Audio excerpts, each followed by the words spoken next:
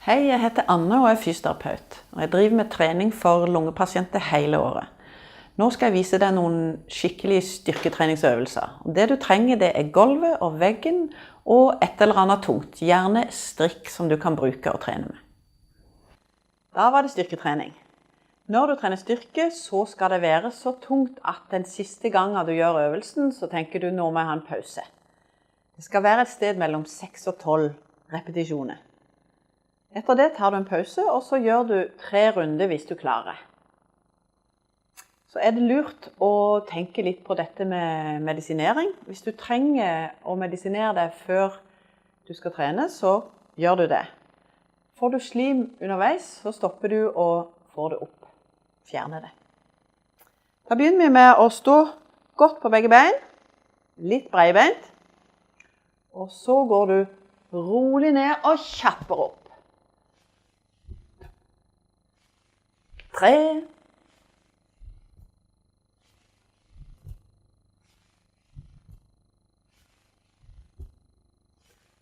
8. Da tar jeg en liten pause. Blir mer andpusten og kjenner at det blir litt sur i lårmuskulaturen. Det er bra. Når du har tatt det litt inn, så tar du en ny runde.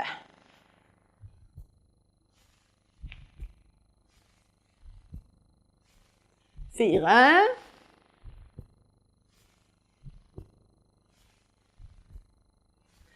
8. Du kan riste litt på beina underveis. Puste ut. Og klar for 3. runde.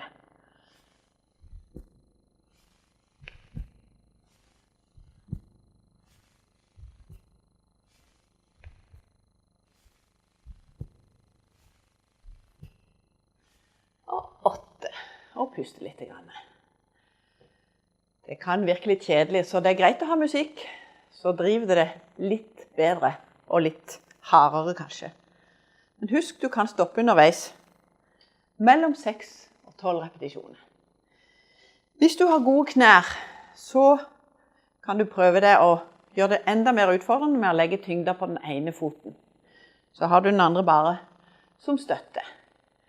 Gå ned og rasker opp.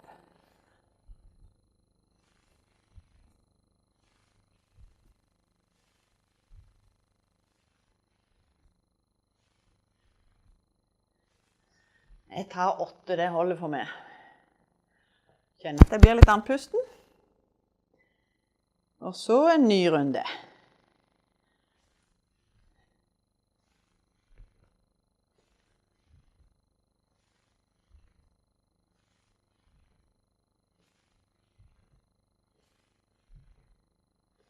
Og 8.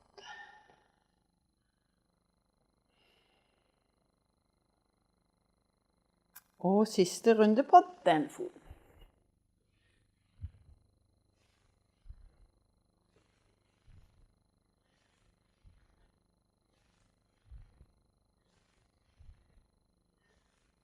Ja. Trenger du lengre pause imellom, så tar du selvfølgelig det. Så var den andre foten. Tyngden frempå. Det er hofte og kne som skal bøye seg.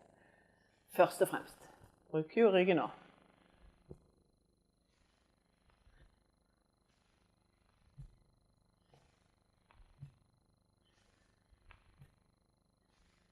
Syv.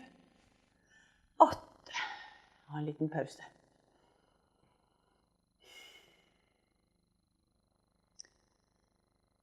Andre runde.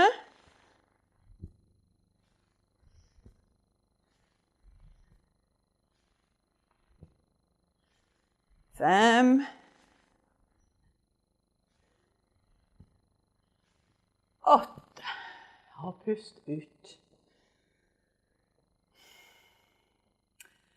Det var lårmuskulaturen, og den er den viktigste. Skal du velge en øvelse, så er det den. Neste er å bruke leggmuskulaturen, og da kan du gjerne finne deg et trappetrinn. Trenger du å holde deg, så gjør du det. Og da kan du jobbe enten med begge beina parallelt, eller en fot av gangen. Du går ned med hælen, og raskt opp.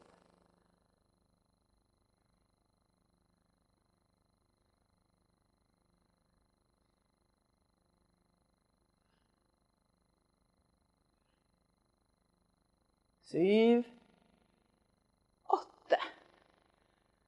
Nå rister litt grann.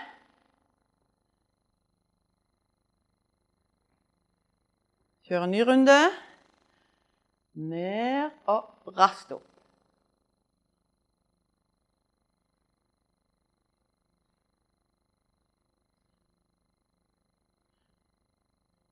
7, 8. Vil ofte kjenne det i legemuskulaturen, og det er bra. Du utfordrer systemet og øker muskelstyrken etter hvert. Siste runde. Ned og opp.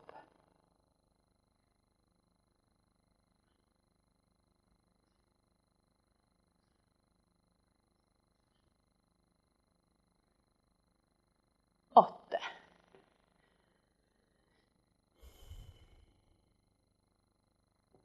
Og så kan du utfordre mer med å ta bare en fot. Da får du hele tyngden fra kroppen på den foten.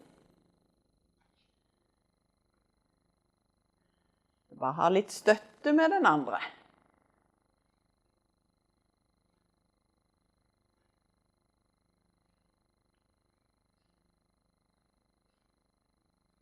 Syv, 8.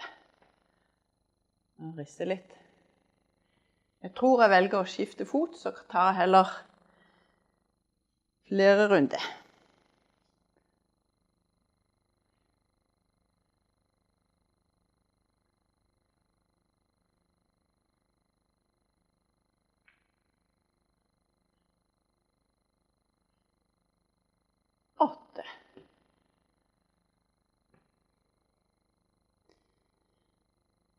Nå er det andre runde.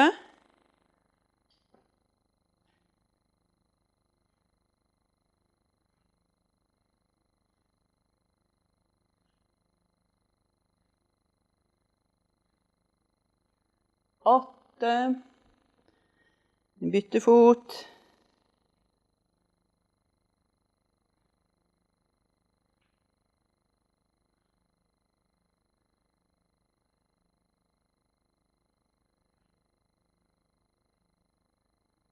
Åtte. Det var 2 runder. En siste runde.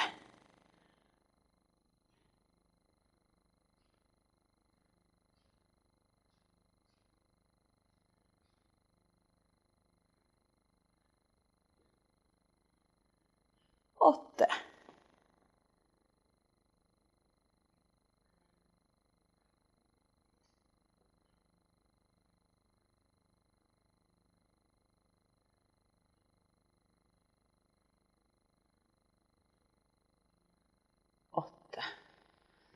Ja, nå kjenner jeg det godt i leggmuskulaturen.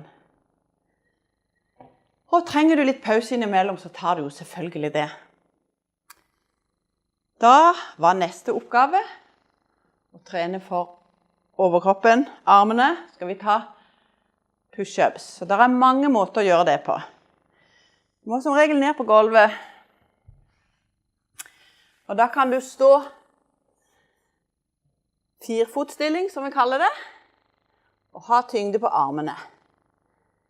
Hvis du kjenner at dette blir for lett, at du kan klare mer enn 12, da er det et poeng å legge tyngden mer på armene og kanskje strekke kroppen rett ut hofta. Nå velger jeg den utgangsstillingen, men du får kjenne selv.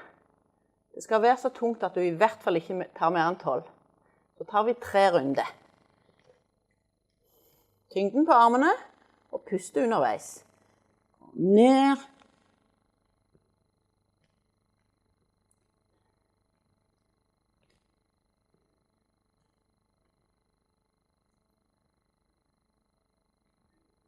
Åtte. Du strekker litt imellom. Puste. Kjenn at pulsen roer seg litt. Så tar du en ny runde.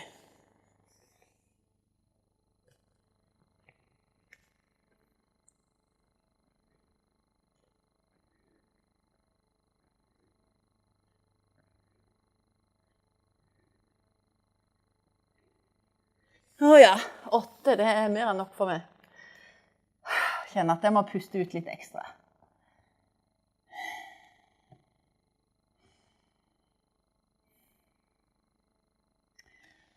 Så tar jeg siste runde.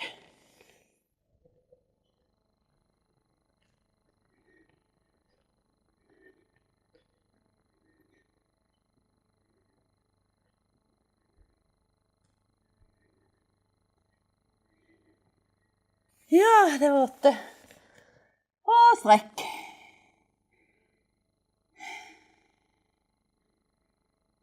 Ja, ofte så løsner slimet når du har jobbet litt tungt. Da er det tid til å få det ut underveis. Så var det et par øvelser hvor vi bruker strikk.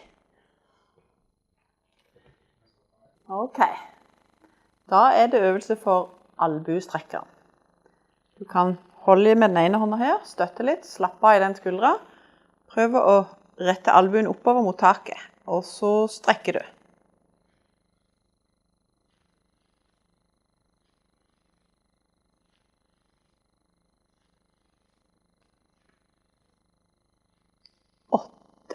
Og puste litt. Ny runde.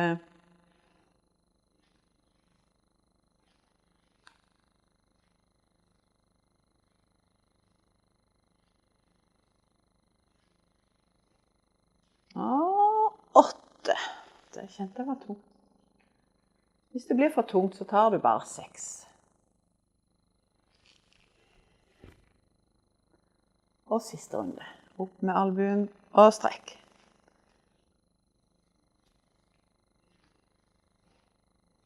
5, 6, 7, 8. Ja, det var nok for den armen. Ta den andre.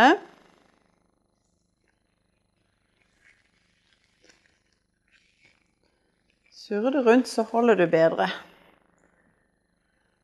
Legger armen inn til, opp med albuen, og så strekker du.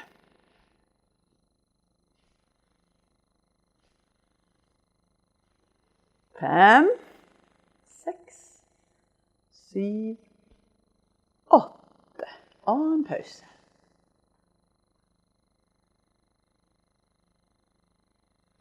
Runde 1, 2.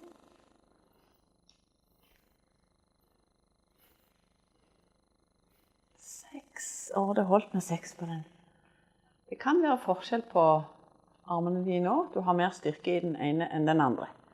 Det må du ta hensyn til. Trenger ikke følge oppskriften til punkt og prikke. Det er lov å jukse litt. 2, 3, 4, 5, 6, 7 og 8. Ja, det var mer enn nok for meg. Hvis det blir for tungt for deg, så kan du ta færre repetisjoner og heller flere serier. Og tilpasse det underveis.